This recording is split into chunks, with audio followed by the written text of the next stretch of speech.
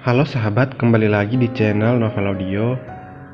Jadi di video kali ini saya akan melanjutkan cerita Suami Mudaku episode 67. Pukul 5 sore, London, Inggris. Sin menyetir mobilnya dengan senyuman lebar yang bertengger di wajah tampannya. Bella yang berada di sebelah Sin hanya tersenyum tipis. "Kau serius mengatakan itu?" tanya Sin. "Ya, aku serius," jeda Bella. "Aku ingin pernikahan kita dipercepat 3 hari lagi," ucap Bella. Sin semakin melebarkan senyumannya. "I love you," teriak Sin senang. I love you too," balas Bella dengan senyumannya. "Sepertinya Ken harus menerima tugas mendadak dariku mengenai pernikahan kita," gurau Sin. "Kita juga harus membantunya menyiapkan pernikahan kita, Sin," ucap Bella. Tidak perlu. Itu sudah menjadi tugas Ken. Biarkan dia menyiapkan semuanya." "Sin, Ken adikmu, dia juga perlu istirahat.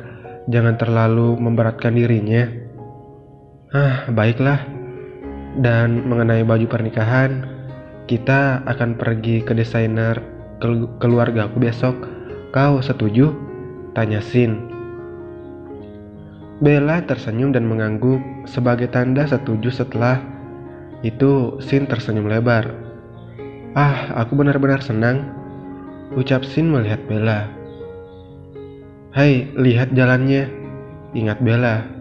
Sin tersenyum kecil lalu kembali fokus menatap ke depan jalan di depannya. Sedangkan Bella menatap ke arah samping, menatap pepohonan yang dilewatinya. Bella memantapkan hatinya untuk menikahi Sin lebih cepat. Ia tak mau jatuh kembali ke dalam keegoisan dirinya yang sebenarnya menginginkan Lukas.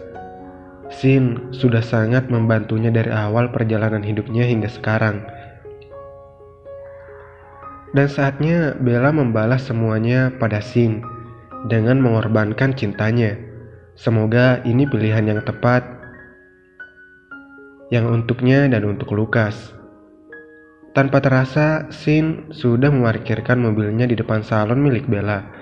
Namun belum sempat membuka pintu mobil, ponsel Sin bergetar.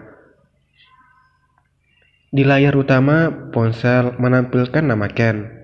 Tombol hijau langsung ditekan oleh Sin. Suara Ken yang keras langsung menyapa di telinga Sin. Bella tersenyum di samping Sin, melihat semua ekspresi yang dikeluarkan Sin akibat kemarahan Ken yang memintanya segera ke kantor karena ada meeting yang akan dilaksanakan 30 menit lagi. Dengan perlahan tangan Bella mengelus pelan kerutan yang ada di dahi Sin, membuat Sin yang awalnya kesal langsung menoleh pada Bella dan tersenyum lembut padanya lalu mengangguk. Sin menghembuskan nafas pelan. "Baiklah, aku akan sampai di kantor 15 menit lagi," ucap Sin lalu mematikan sambungan telepon. Sin menatap Bella dan langsung mencium bibir Bella dengan lembut yang dibalas oleh Bella tanpa ragu. "Padahal aku ingin mengantarmu dan Laki pulang," ucap Sin melepaskan panutan. "Sudahlah, tidak apa-apa, aku bisa memesan taksi." Bella tersenyum pengertian sambil membuka sabuk pengaman lalu membuka pintu mobil. Ketika Bella ingin keluar dari mobil, Sin menahan tangan kanan Bella, membuat Bella menatapnya. "Setelah pekerjaan selesai, aku akan ke rumahmu," ucap Sin. Bella tersenyum lalu mengecup kening Sin pelan. "Aku akan menunggumu," ucap Bella lalu keluar dari mobil dan menutup pintu mobil. Sin menurunkan kaca mobil. "Maafkan aku," ucapnya dengan nada penyesalan. "Sudah, pergilah, Ken sudah menunggumu," ucap Bella membuat Sin mengangguk dan pergi meninggalkan salon Bella menuju kantornya. Setelah mobil Sin pergi, Bella langsung memasuki salonnya. Beberapa tamu dan karyawan menyapanya yang dibalas senyuman manis dari Bella. "Di mana Laki?" tanya Bella. "Laki berada di ruanganmu, Bos," ucap Sonia. Bella langsung melangkahkan kakinya menuju ruangannya. Pintu ruangan dibuka. Terlihat Laki sedang memainkan ponselnya. "Baby," panggil Bella membuat Laki langsung berlari ke arahnya dan memeluk kaki Bella. "Mami," teriak Laki senang. Bella berjongkok dan menggendong Laki, lalu mendudukkan dirinya di sofa yang terletak di dekat jendela. "Kenapa Mami lama sekali?" ucap Laki di pangkuan Bella. Bella tersenyum. "Maafkan Mami sayang, apa kau sudah makan siang?" tanya Bella sembari merapikan rambut Laki. "Sudah, Aunty Sonia membuatkan bubur untukku," jawab Laki. "Baguslah. Lalu apa yang kau lakukan dengan ponsel Mami? Tanya Bella. "Aku menelpon Daddy," jawab Laki membuat Bella kaget. "Daddy Lukas?" tanya Bella yang dibalas anggukan dari Laki. "Dari mana kau mendapatkan nomor Daddy?" tanya Bella kembali. Laki terdiam, menurunkan dirinya dari gendongan Bella, lalu berlari ke arah mainan Lego besar miliknya. "Apa yang kau lakukan, baby?" tanya Bella melihat Laki yang tampak sibuk mengorek sesuatu di bawah mainan Legonya. Mendapatkan sesuatu, Laki langsung berlari kembali ke hadapan Bella, membawa 2 buah kado dan langsung memberikannya pada Bella. "Apa ini?" tanya Bella tak mengerti. "Mami ingat saat aku hilang hingga sore?" tanya Laki membuat Bella mengerutkan dahinya mencoba mengingat.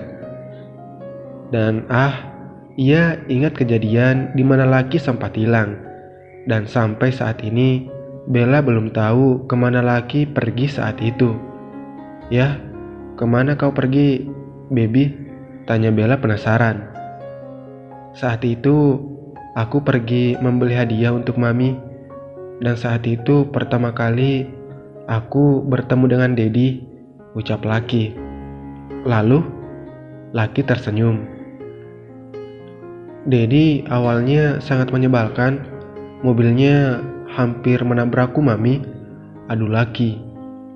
Bella yang mendengar itu langsung melotot tak percaya. Apa? Lalu apa kau terluka?" tanya Bella mulai memeriksa seluruh tubuh Laki. "Tidak, Mami, aku tidak terluka," ucap Laki membuat Bella bernafas lega. "Namun setelah itu Daddy terus mengikutiku pergi ke toko untuk membeli hadiah untuk Mami. Dan di saat yang bersamaan Daddy juga membeli hadiah untuk Mami." Jeda Laki mengambil hadiah dan hadiah Lukas.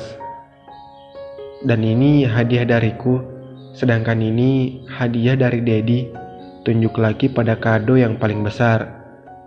Bella tersenyum dan membuka kedua kado dari orang yang dicintainya. Bella kaget melihat isi kado yang ternyata hiasan rambut dan perhiasan yang sangat cantik. Bella langsung memeluk Laki. Air mata kebahagiaannya tak bisa terbendung hingga menumpah ruah mengenai baju Laki. Laki langsung mendorong pelukan Bella dan menatap wajah Bella yang penuh air mata.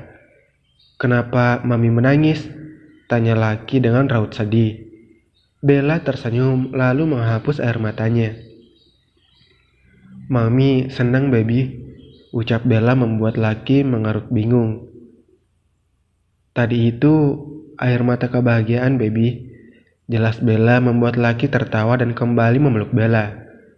"Mami mencintai kalian," ucap Bella membalas pelukan Laki dengan erat. "Kami juga mencintai Mami," balas Laki mewakili sang Daddy yang sedang berada di tempat yang jauh saat ini. Sementara itu, pukul 9 malam Edison Mansion, Chicago, Amerika Serikat. Diego sibuk mengemasi barangnya untuk dimasukkan ke dalam koper. Lukas hanya tersenyum melihat Diego yang tampak sibuk memilih bajunya.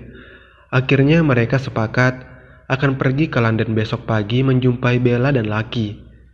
Tak sengaja mata Lukas jatuh pada foto keluarganya yang dipajang di dinding dengan ukuran besar.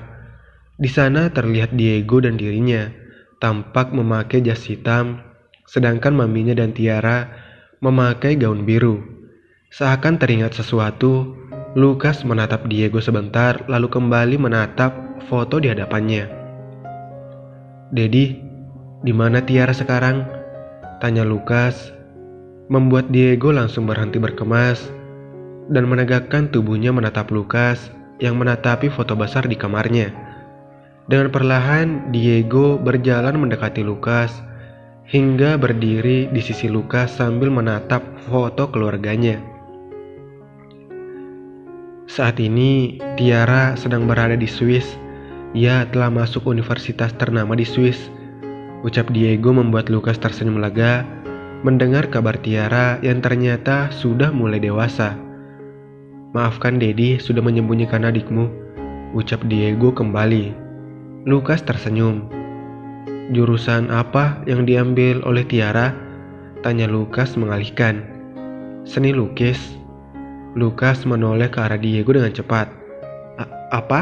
Seni lukis?" tanya Lukas tak percaya.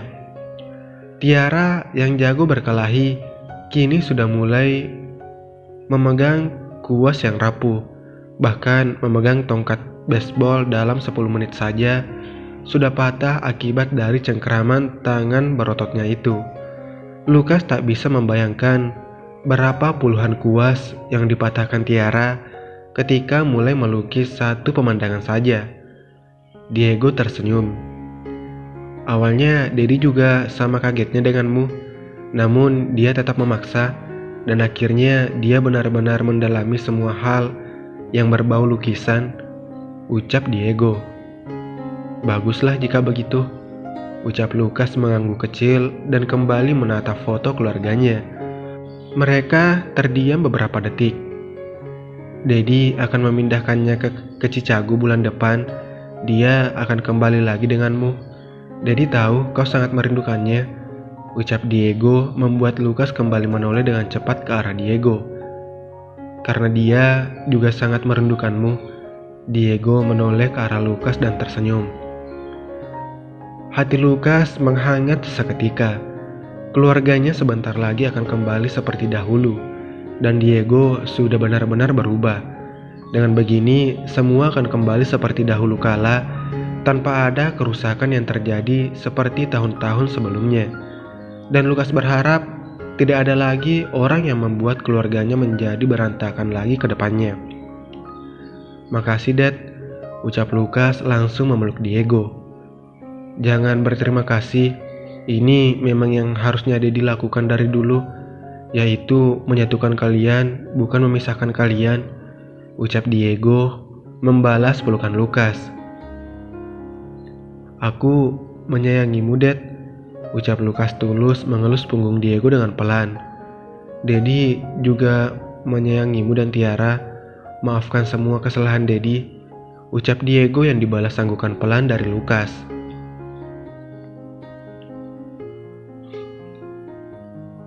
Pukul 12 tengah malam, Bella House, London, Inggris. Bella bangkit dari tidurnya dengan perlahan, tak ingin membangunkan Lucky dan Kristal yang tampak berpelukan tertidur dengan nyaman.